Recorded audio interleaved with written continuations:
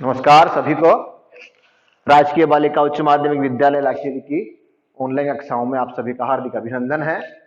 सभी शिक्षक और विद्यार्थीगण जो हैं, जैसा कि आज कोविड-19 से पूरा विश्व जूझ रहा है, तो हम सभी को जरूरत है कोई विकल्प तलाशने की, जिससे हमारा अध्यापन जारी रहे, हम स्वस्थ भी रहें, अध्यापन बाधित न हो। इसी को लेकर राजकीय बालिका उच्च माध्यमिक विद्यालय अपनी ऑनलाइन कक्षाएं लेकर के आ रहा है। तो जैसा कि हमारा सिलेबस है, बात कर रहे हैं कक्षा 10वीं की। आज कक्षा 10वीं विषय बात करेंगे हिंदी की। और हिंदी में जो संशोधित पाठ्यक्रम अब निर्धारित रहा है, जो आने वाला है आगामी परीक्षा में, आगामी बोर्ड एग्जाम्स में जो क्वेश्चन पूछे जाएंगे, जिस पाठ्यक्रम से प्रश्न पूछे जाएंगे, उस पाठ्यक्रम में एक पाठ है आपके तुलसीदास।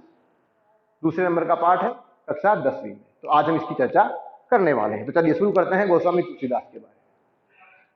जो आपकी पाठ्य पुस्तक एक क्षितिज, उसमें से एक प्रश्न आपसे ऐसे पूछा जाता है जिसमें आपसे एक कवि या लेखक का परिचय पूछेगा। कवि का पद्य में से, लेखक का गद्य में से पूछेगा।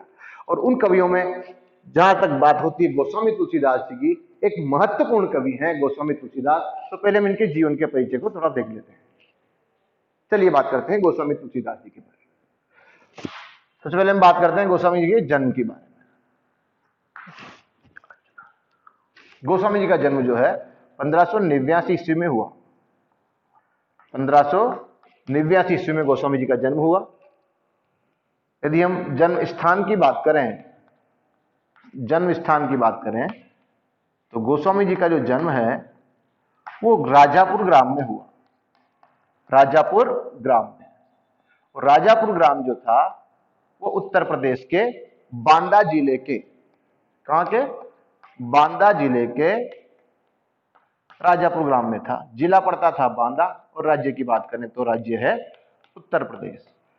हालांकि गोस्वामी जी के जीवन के बारे में विभिन्न प्रकार की मान्यताएं प्रचलित है, लेकिन आज तक जो पुष्ट और सर्वाधिक जिस पर लोग एकमत है वो मान्यता यही है कि गोस्वामी जी का जन्म स्थान जो है उत्तर प्रदेश के बांदा जिले का राजापुर ग्राम था। तो ये आपको याद रखना है, राजापुर ग्राम में इनका जन्म हुआ।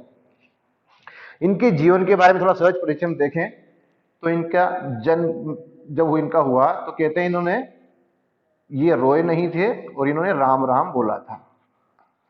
तो इनका बचपन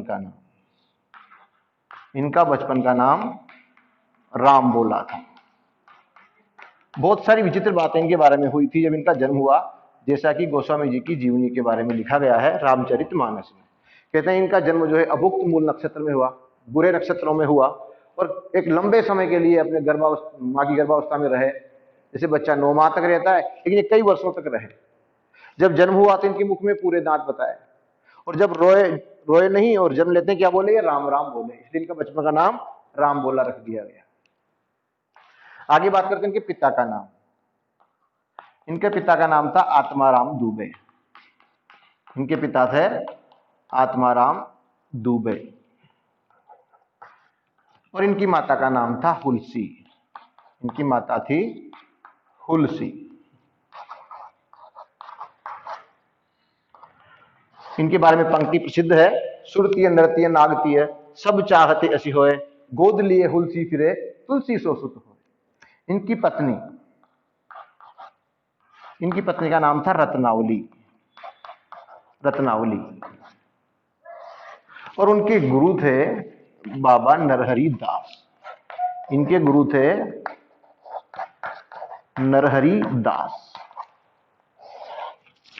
गोस्वामी जी के बारे में पारिवारिक परिचय, सहज परिचय का देखें हम। जन्म हुआ 1589 ईस्वी में। जन्म स्थान था राजापुर ग्राम, जिला बांदा, उत्तर प्रदेश।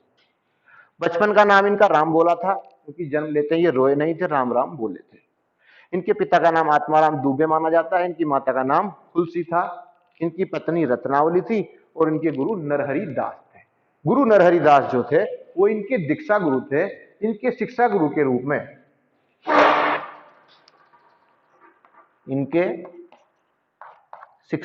रूप में शेष सनातन जी महाराज को जाना जाता है। शेष सनातन महाराज इनके शिक्षा गुरु माने जाते हैं, जिन्होंने काशी में इनको जो है शास्त्रों का अध्ययन करवाया, वेद पुराण का इन्होंने अध्ययन किया। तो ये गोस्वामी जी के जीवन का एक पारिवारिक परिचय और उनका एक हल्का सा पृष्ठभूमि हम इसको देख कह सकते हैं। इसके बाद बात करते हैं। कहते हैं गोस्वामी जी ने जब जन्म लिया, गलत नक्षत्रों में जन्म हुआ, तो माता पिता ने, और जब जन्म हुआ तो मुंह में पूरे 32 दांत मौजूद थे।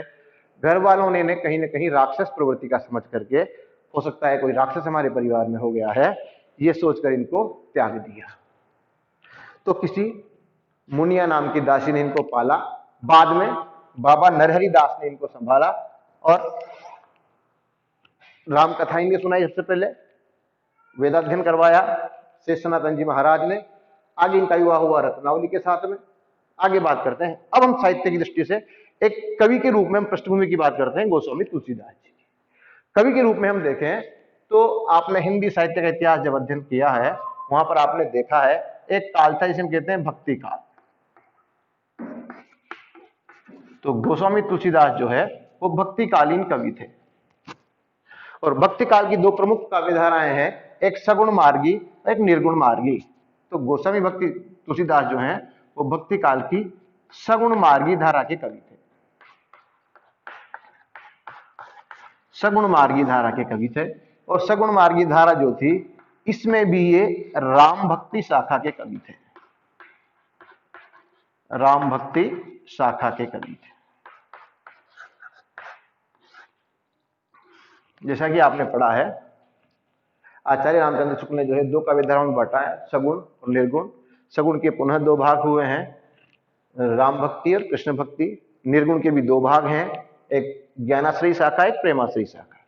तो राम भक्त जो गोस्वामी तुलसीदास जी थे वो भक्ति काल की सगुण मार्गी राम भक्ति शाखा के कवि थे। और राम भक्ति इससे संबंधित इनकी सबसे प्रसिद्ध रचना जो है, इनकी सबसे प्रसिद्ध रचना जैसा कि आप सब जानते हो वो है रामचरितमानस। इनकी प्रसिद्ध रचना है रामचरितमानस। इसके अलावा कई इनकी रचनाएं हैं, विनय पत्रिका है, कवितावली है, गीतावली है, कृष्ण गीतावली है, बरवे रामायण है, रामलला नछू है, वैराग्य सांदीपनी है, जानकी मंगल है, पार्वती मंगल है।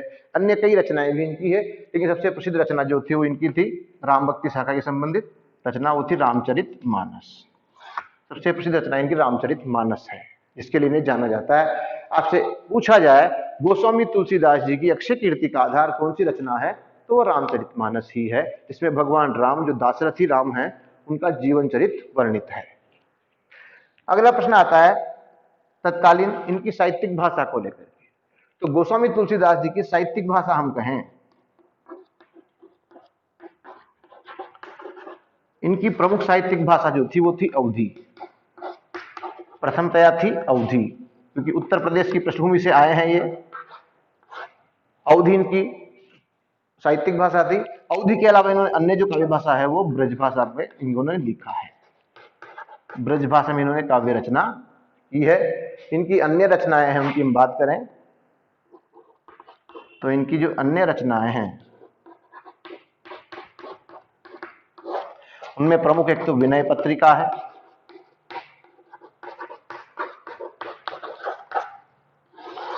गीतावली है,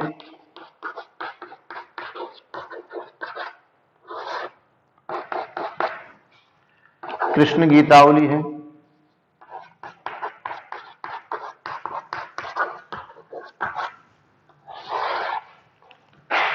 कवितावली है,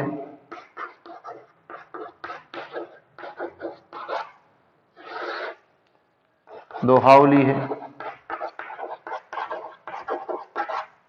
इसके अलावा जानकी मंगल, पार्वती मंगल, रामलला नछू, वैराग्य सांदीपनी, भरवे रामायण, कई इनकी रचनाएं हैं। तो ये गोस्वामी दास जी का एक सामान्य जीवन परिचय और थोड़ा सा साहित्यिक परिचय है। इसके बाद हम आगे बढ़ेंगे। आप एक बार इसका स्क्रीनशॉट ले लीजिए। इसके बाद हम जो है गोस्वामी जी की रचना जो हमारे सिलेबस में है वो है लक्ष्मण परशुराम संवाद, उसकी चर्चा करेंगे। आप एक बार नोट कर लीजिए।